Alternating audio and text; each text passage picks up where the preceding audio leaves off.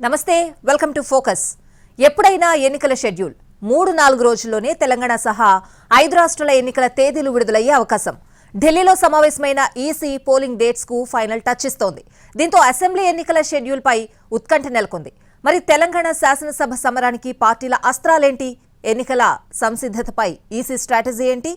ఎప్పుడెప్పుడా అని విపక్షాలు, ఎప్పుడైనా రెడీ అని అధికార పక్షాలు, ఇదిగో అప్పుడేనంటూ ఎన్నికల కమిషన్ కసరత్తులు. అన్ని పక్షాలు వ్యూహాలకు సానపెడుతున్నాయి. లోక్సభ ఎన్నికలకు సెమీఫైనల్స్ లాంటి అసెంబ్లీ ఎన్నికలకు నగారా మోగడమే ఆలస్యంగా కత్తులు పదునెక్కుతున్నాయి. మరి తెలంగాణలో ఏం జరగబోతోంది? ఎవరి ప్రిపరేషన్ ఎలా ఉంది? రేపు మాపో పోల్ షెడ్యూల్, ఎన్నికల తేదీలకు ఈసీ ఫైనల్ టచ్. ఇప్పటికే అన్ని పార్టీల అటెన్షన్. పీక్ లెవెల్కు లీడర్ల డైలాగ్ వార్. అధికార విపక్ష పార్టీల ప్రధాన అస్త్రాలేంటి? తెలంగాణలో ఏం జరగబోతోంది? రీసౌండ్ ఇచ్చే ఎన్నికల సైరన్ మోగేందుకు అంతా సిద్ధమవుతోంది. ఎప్పుడెప్పుడా అని ఎదురు చూస్తున్న ఎన్నికల షెడ్యూల్ వచ్చేస్తోంది. రేపో మాపో 2-3 రోజుల్లో 5 రాష్ట్రాలతో కలిపి తెలంగాణ పోల్ డేట్స్ రావడానికి ముహూర్తం రెడీ అవుతోంది. ఓవైపు ప్రపంచ కప్ క్రికెట్ సమరం జరుగుతుంటే, మరోవైపు సార్వత్రిక ఎన్నికలకు సెమీఫైనల్స్ గా పరిగణిస్తున్న 5 రాష్ట్రాల ఎన్నికలు నువ్వా నేనా అనే రీతిలో జరగబోతున్నాయి. దీంతో అందరి అటెన్షన్ ఎలక్షన్ పై కేంద్రీకృతమైంది. కేంద్ర ఎన్నికల కమిషన్ ఏ రాష్ట్రానికి ఏ తేదీన ఎన్నికలు జరపబోతోంది, షెడ్యూల్ను ఎప్పుడు ప్రకటిస్తుందంటూ ఉత్కంఠ పెరుగుతోంది. 5 రాష్ట్రాల అసెంబ్లీ ఎన్నికల సైరన్ 2-3 రోజుల్లో మోగబోతుందన్న ఢిల్లీ సంకేతాలు మరింత ఉత్కంఠ రేపుతున్నాయి. అక్టోబర్ 8, 9 లేదా 10న ఈసీ షెడ్యూల్ ప్రకటించే అవకాశం కనిపిస్తోంది. అంటే నవంబర్, డిసెంబర్లో 5 స్టేట్స్ ఎన్నికలు జరిగే అవకాశం కనిపిస్తోంది. ఈ సంవత్సరం తెలంగాణ, మధ్యప్రదేశ్, రాజస్థాన్, ఛత్తీస్గఢ్, మిజోరాం రాష్ట్రాలకు ఎన్నికలు జరగాల్సి ఉంది. నవంబర్ 2వ వారం నుంచి డిసెంబర్ తొలి వారంలోనే ఈ రాష్ట్రాలకు ఎన్నికలు జరిపేందుకు ఈసీ సమాయత్తం అవుతోందని తెలుస్తోంది. రాజస్థాన్, మిజోరాంలతో పాటు తెలంగాణకు ఒకే విడతలో పోలింగ్ జరిగే ఛాన్స్ ఉందని కూడా తెలుస్తోంది. మావోయిస్టు ప్రభావిత రాష్ట్రమైన ఛత్తీస్గఢ్లో మాత్రం 2 ఫేజుల్లో పోలింగ్ నిర్వహించేందుకు ఎలక్షన్ కమిషన్ ఆలోచిస్తోందని సమాచారం అందుతోంది. కేంద్ర ఎన్నికల సంఘం ప్రతినిధులు ఇప్పటికే 5 రాష్ట్రాల్లో పర్యటించారు. సీఎస్, డీజీపీ, వివిధ శాఖల అధికారులతో ఎన్నికల నిర్వహణపై చర్చించారు. సమస్యాత్మక పోలింగ్ ప్రాంతాలు, పోలింగ్ కేంద్రాలపై డిస్కస్ చేశారు. ప్రధాన రాజకీయ పార్టీలతో సమావేశమై సూచనలు తీసుకున్నారు. బూత్ లెవెల్ నుంచి తీసుకోవాల్సిన జాగ్రత్తలపై సమాలోచనలు జరిపారు. తెలంగాణలోనూ ఈసీ అధికారులు 3 రోజుల పాటు పర్యటించారు. బోగస్ ఓట్ల తొలగింపు, స్త్రీ పురుష ఓటర్ల నిష్పత్తి, వృద్ధులు, దివ్యాంగులకు ఓటేసేందుకు కల్పించాల్సిన సౌకర్యాలపై సుదీర్ఘ చర్చలు జరిపారు. ఇలా 5 రాష్ట్రాల్లోనూ పర్యటించిన ఈసీ అధికారులు ఆయా రాష్ట్రాల్లో ఎన్నికల సన్నద్ధతపై కేంద్ర ఎన్నికల సంఘానికి నివేదిక సమర్పించారు. 5 రాష్ట్రాల ఎన్నికల ఏర్పాట్లు, పూర్తిస్థాయి ప్రిపరేషన్పై వచ్చిన నివేదికలను పరిశీలించిన కేంద్ర ఎన్నికల సంఘం ఢిల్లీలో ప్రత్యేక సమావేశం జరిపింది. ఆయా రాష్ట్రాల్లో ఎన్నికలు ప్రశాంతంగా నిర్వహించేందుకు పగడ్బందీ వ్యూహం ఖరారుపై చర్చించింది. ఎన్నికల నియమావళి పక్కాగా అమలు చేసేందుకు తీసుకోవాల్సిన చర్యలపై డిస్కస్ చేసింది. ప్రతిసారి వివిధ రాజకీయ పార్టీలు ఎన్నికల కోడ్ను అతిక్రమిస్తుండడాన్ని నివారించేందుకు పగడ్బందీ ప్రణాళికను పట్టాలెక్కించాలని భావిస్తోంది. విచ్చలవిడి ధన ప్రవాహానికి అడ్డుకట్ట వేయడానికి ఈసారి తీసుకోవాల్సిన చర్యలపై సమాలోచనలు జరిపింది. ధనబలంతో పాటు కండబలంతోనూ అరాచకం సృష్టించే వారిపై ఉక్కుపాదం మోపాలని ఆలోచిస్తోంది. ఇందుకోసం ఏ స్థాయిలో పోలీసులు, కేంద్ర బలగాలను వినియోగించాలి, సాధారణ విభాగాలను ఎలా సమన్వయం చేసుకోవాలి అన్న స్ట్రాటజీపై ఢిల్లీ భేటీలో చర్చించింది. అన్నిటినీ క్రోడీకరించి పక్కాగా ఎన్నికల తేదీలను ప్రకటించాలని భావిస్తోంది. 2-3 రోజుల్లోనే ఎన్నికల షెడ్యూల్ ప్రకటించే తేదీలపై తుది కసరత్తు చేస్తుండటంతో రాజకీయ పార్టీల్లో ఉత్కంఠ పెరుగుతోంది. అటు ఏ క్షణమైనా ఎన్నికల షెడ్యూల్ వచ్చే అవకాశం ఉండడంతో పొలిటికల్ పార్టీలు కూడా అత్యంత అప్రమత్తంగా ఉన్నాయి. షెడ్యూల్ వస్తే వెంటనే ఎన్నికల కోడ్ అమల్లోకి వస్తుంది కాబట్టి జెట్ స్పీడ్తో శంకుస్థాపనలు, ప్రారంభోత్సవాలు చేసేస్తున్నాయి. ప్రధాని నరేంద్ర మోడీ 5 రాష్ట్రాల చుట్టే తిరుగుతున్నారు. ఉదయం ఛత్తీస్గఢ్, మధ్యాహ్నం మధ్యప్రదేశ్, సాయంత్రం రాజస్థాన్ అంటూ అటూ ఇటూ ఎన్నికల సభల్లో పాల్గొంటూ ప్రారంభోత్సవాలు, శంకుస్థాపనలు చేస్తున్నారు. జనాల దృష్టిని ఆకర్షించేందుకు వరాల వాన కురిపిస్తున్నారు. తెలంగాణలోనూ 2 రోజుల పాటు పర్యటించిన మోడీ 5 ఏళ్లుగా అసలు పట్టించుకోని హామీలపై గళం విప్పారు. వెనువెంటనే కేంద్ర మంత్రివర్గం సమావేశంలోనూ వాటికి ఆమోదముద్ర వేయించారంటే ఎన్నికల షెడ్యూల్పై ఎంత అప్రమత్తంగా ఉన్నారో అర్థం చేసుకోవచ్చు. ఇటు బీఆర్ఎస్ మరింత వేగంతో నియోజకవర్గాలను తిరిగేస్తోంది. కేసీఆర్ ఇంకా రంగంలోకి దిగకపోయినా ఆ పార్టీ రాష్ట్ర అధ్యక్షుడితో పాటు హరీష్ రావు కాలికి బలపం కట్టుకొని అన్ని నియోజకవర్గాలను చుట్టేస్తూ మెడికల్ కాలేజీలతో పాటు వివిధ అభివృద్ధి కార్యక్రమాలకు గ్రీన్ సిగ్నల్ ఇస్తున్నారు. ఎన్నికల షెడ్యూల్ 2-3 రోజుల్లోనే వస్తుండటంతో హైదరాబాద్లోని అన్ని జిల్లాల్లో ఓపెనింగ్లతో హోరెత్తిస్తున్నారు. హామీలు కూడా భారీగా కురిపిస్తున్నారు. అటు కాంగ్రెస్ 6 గ్యారంటీలతో జనంలోకి దూసుకెళ్తోంది. చావో రేవోగా ఈ ఎన్నికలను భావిస్తోంది. అభ్యర్థులను ఇంకా ప్రకటించకపోవడంతో నియోజకవర్గాల్లో ఆశావహుల సందడి కనిపిస్తోంది. వామపక్షాలు, బీఎస్పీ, జనసేన సైతం ఎన్నికల కథన రంగంలోకి దిగుతున్నాయి.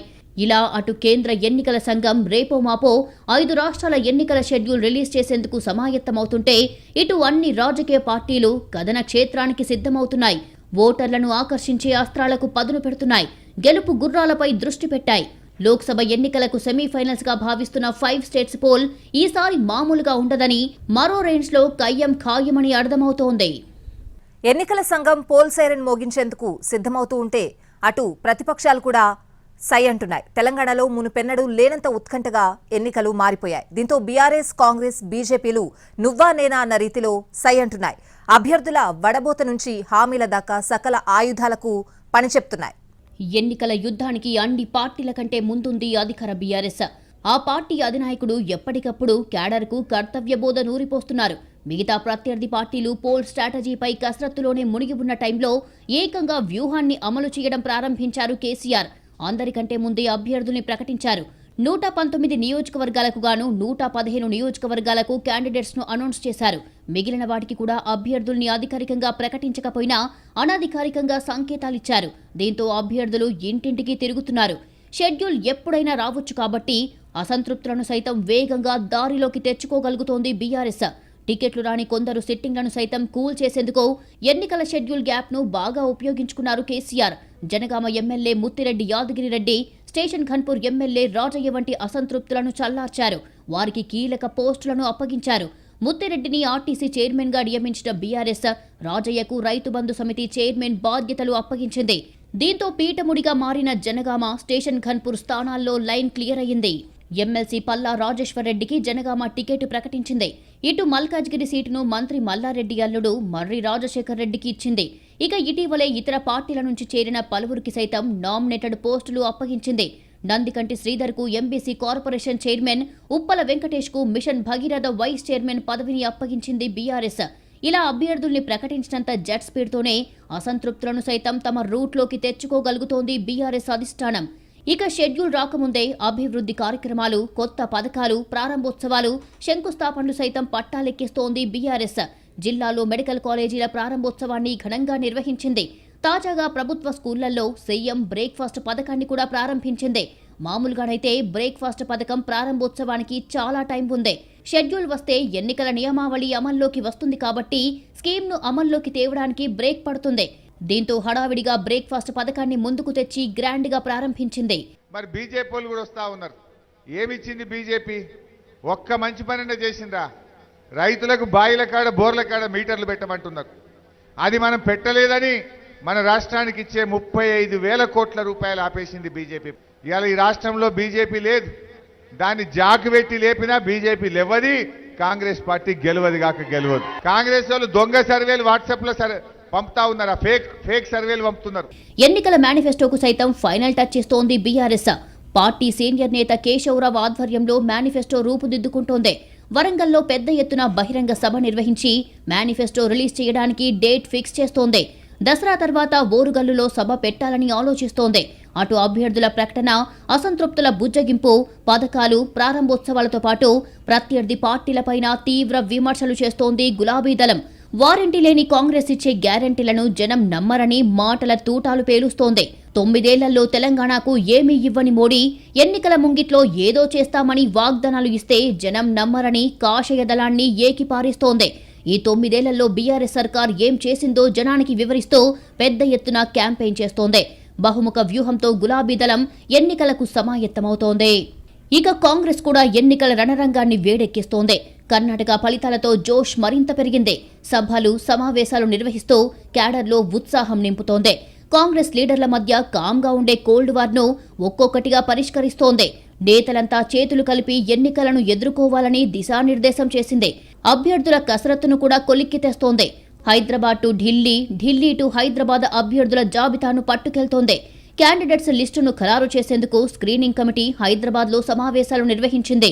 ఢిల్లీలో ఆ జాబితాలో కూడికలు, తీసివేతలపై పెద్ద ఎత్తునే కసరత్తు జరుగుతోంది. కేవలం కొన్ని రోజుల్లోనే అభ్యర్థుల జాబితాను అధికారికంగా ప్రకటించే అవకాశముందని గాంధీ భవన్లో చర్చ జరుగుతోంది. గెలుపు గుర్రాలపై కసరత్తుతో పాటు సమ్మోహన అస్త్రాలపై గురిపెట్టింది కాంగ్రెస్. కర్ణాటక ఎన్నికల్లో జనంపై మంత్రంలా పనిచేసిన ఆకర్షణీయ పథకాలను ఇప్పటికే ప్రకటించింది. రాహుల్ గాంధీతో వరంగల్లో రైతు డిక్లరేషన్ విడుదల చేసింది. ప్రియాంక గాంధీ కూడా యూత్ డిక్లరేషన్ రిలీజ్ చేశారు. తుక్కుగూడ సభలో సోనియా గాంధీతో 6 గ్యారంటీలను ప్రకటింపజేసింది కాంగ్రెస్. పేజీలకు పేజీలు హామీలిచ్చి కన్ఫ్యూజ్ చేయకుండా గన్ షాటెడ్గా కొన్ని పథకాలతో జన బహుళ్యంలోకి వెళ్తోంది. కాంగ్రెస్లో నిర్ణయాత్మక మండలి అయిన సిడబ్ల్యూసీ సమావేశాలను హైదరాబాద్లో నిర్వహించింది. సోనియా, రాహుల్తో పాటు అగ్రనాయకులను, సీఎంలను హైదరాబాద్కు రప్పించి క్యాడర్లో జోష్ నింపింది. అటు బీఆర్ఎస్, బీజేపీలపై ఘాటు విమర్శలు చేస్తూ కాంగ్రెస్సే ప్రత్యామ్నాయమని చెబుతోంది. ఎమ్మెల్యే కాకుండానే హరీష్ రావును, ఈ బిల్లాను మంత్రిని చేసింది కాంగ్రెస్ పార్టీ. 2004లో యూపీఏ అధికారంలోకి వచ్చిన తర్వాత ఈ బిల్లా ఎమ్మెల్యే కూడా కాదు, ఆ రోజు కాంగ్రెస్ పార్టీ దయదలిచి సోనియా గాంధీ గారు బిచ్చమేస్తే ఈ బిల్లా మంత్రి అయిండు. మంత్రి అయిన తర్వాత సిద్దిపేటకి ఎమ్మెల్యే అయిండు. అటు బీజేపీ, బీఆర్ఎస్ నుంచి కాంగ్రెస్లోకి చేరికల ఊపు కూడా కొనసాగుతోంది. కొన్ని రోజుల నుంచి ఎంతో మంది నాయకులు హస్తం గూటికి చేరారు. మల్కాజ్గిరి ఎమ్మెల్యే మైనంపల్లి హనుమంతరావు తన కుమారునితో కలిసి కాంగ్రెస్ కండువా కప్పుకున్నారు. రానున్న రోజుల్లో సోనియా, రాహుల్, ప్రియాంక, మల్లికార్జున ఖర్గేలతో భారీ ఎత్తున సభ నిర్వహించేందుకు ప్లాన్ చేస్తోంది. ఇలా అభ్యర్థుల వడపోత, 6 గ్యారంటీలతో పాటు నేతల చేరికలపై కూడా వ్యూహాత్మకంగా ముందుకెళ్తోంది. ఇక బీజేపీ కూడా తెలంగాణపై ఫోకస్ పెట్టింది. కర్ణాటక ఫలితాలతో ఒక్కసారిగా డీలా పడిన కమలదళం క్యాడర్ను ట్రాక్ ఎక్కించేందుకు స్ట్రాటజీలు వేస్తోంది. అందుకు మోడీ 2 రోజుల సభను చక్కగా ఉపయోగించుకున్నామని చెబుతోంది. మహబూబ్ నగర్, నిజామాబాద్లో అభివృద్ధి కార్యక్రమాలు, శంకుస్థాపనలు, ప్రారంభోత్సవాలతో అలజడి పెంచారు. ఎప్పుడో ఇచ్చిన పసుపు బోర్డు హామీని ప్రకటించారు. గిరిజన యూనివర్సిటీని సైతం ఇస్తున్నట్లు తెలిపారు. ఇంకా ఎన్నో వాగ్దానాలు కురిపించిన మోడీ ఒక రేంజ్లో బీఆర్ఎస్ పై విమర్శనాస్త్రాలు సంధించారు. ఎన్నడూ లేనంతగా అగ్రెసివ్గా ప్రసంగించారు. అనేక ఆరోపణలతో ఒక్కసారిగా పొలిటికల్ వేడి రగిలించారు. ఇటు అభ్యర్థులపై తీవ్రంగా చర్చిస్తున్న బీజేపీ పార్టీలో అసంతృప్తిగా ఉన్న కీలక నాయకులను సైతం దారిలోకి తెచ్చుకునే ప్రయత్నాలను ముమ్మరం చేసింది. వివేక్ మేనిఫెస్టో, పబ్లిసిటీ చైర్మన్గా బాధ్యతలు అప్పగించింది. కన్వీనర్గా మహేశ్వర్ రెడ్డి, జాయింట్ కన్వీనర్గా కొండా విశ్వేశ్వరరెడ్డిలను అపాయింట్ చేసింది. అలాగే అధ్యక్ష పదవి పోవడంతో కొంత అసహనంగా ఉన్నట్టు ప్రచారం జరిగిన బండి సంజయ్కు పబ్లిక్ మీటింగ్స్ ఇన్ఛార్జిగా పదవి ఇచ్చింది. పార్టీ కార్యక్రమాల పట్ల అంటీ ముట్టనట్టుగా వ్యవహరిస్తున్న కోమటిరెడ్డి రాజగోపాల్ రెడ్డికి స్క్రీనింగ్ కమిటీ చైర్మన్గా పోస్ట్ ఇచ్చింది. ఇక ఛార్జ్ షీట్ కమిటీ చైర్మన్గా మురళీధర్ రావులను నియమించింది. ఆందోళనల కమిటీ చైర్మన్గా విజయశాంతికి బాధ్యతలు ఇచ్చింది. ఎన్నికలపై మరింత ఫోకస్ పెట్టిన తెలంగాణ బీజేపీ పార్టీ రాష్ట్ర అధ్యక్షుడు కిషన్ రెడ్డి అధ్యక్షతన పదాధికారుల సమావేశం జరిగింది. ఈ భేటీకి పార్టీ జాతీయ అధ్యక్షుడు జేపీ నడ్డా కూడా హాజరయ్యారు.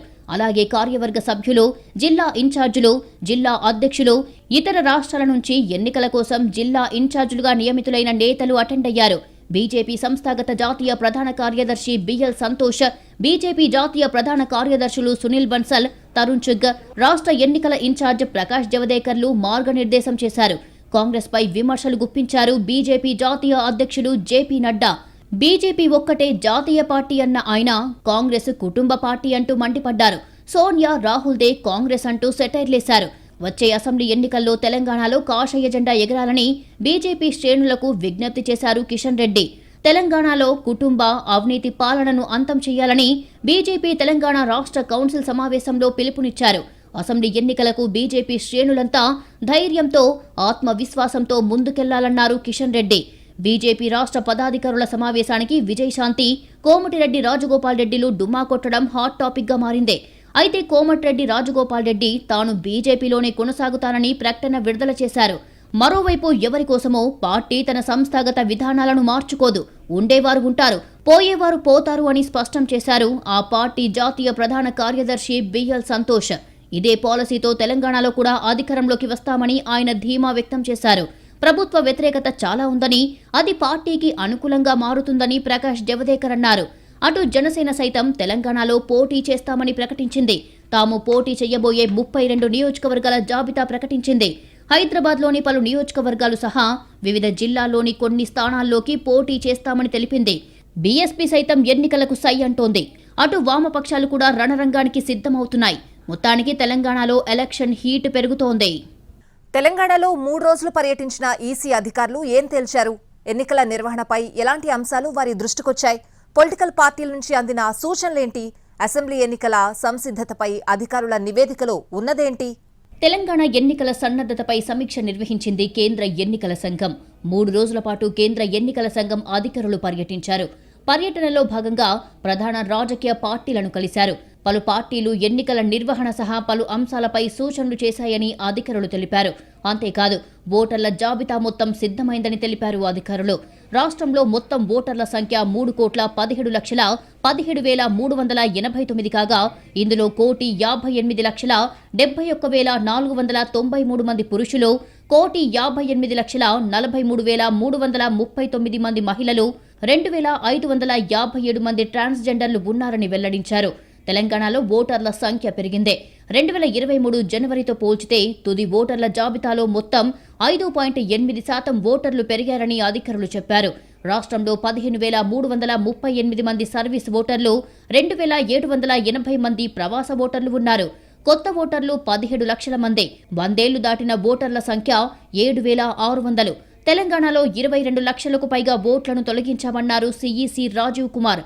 పారదర్శకంగా ఓటర్ల జాబితా రూపొందించామన్నారు. 66 నియోజకవర్గాల్లో పురుషుల కంటే మహిళా ఓటర్లే ఎక్కువ సంఖ్యలో ఉన్నారని తెలిపింది ఈసీ. 18 నుంచి 19 ఏళ్ల యువ మహిళా ఓటర్లు 3,45,000 మంది ఉన్నారని వెల్లడించింది. తెలంగాణలో తొలిసారిగా 80 ఏళ్లు దాటిన వారు ఇంటి నుంచే ఓటు వేసే అవకాశం కల్పిస్తున్నామని ఈసీ అధికారులు చెప్పారు.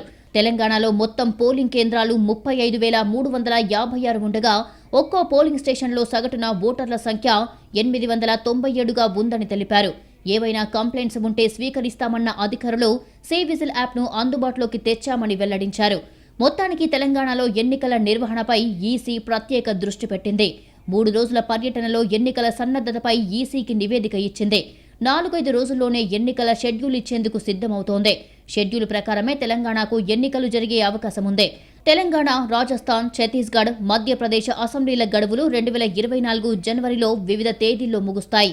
దీంతో ఈ రాష్ట్రాల్లో పోలింగ్ నవంబర్ మధ్య నుంచి డిసెంబర్ తొలి వారంలోపు తెలంగాణలో కూడా ఎన్నికలు జరగవచ్చని తెలుస్తోంది.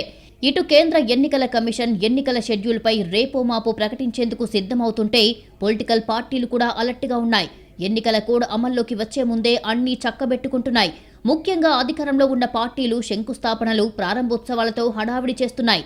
తెలంగాణలో ఈసారి ఎన్నికలు హోరాహోరీగా ఉండే అవకాశం ఉండడంతో అన్ని పార్టీలు చావోరేవోగా తలపడుతున్నాయి. ఎన్నికల షెడ్యూల్ కోసమే ఉత్కంఠగా ఎదురుచూస్తున్నాయి. ఇది వాల్టి focus. Stay tune to NTV.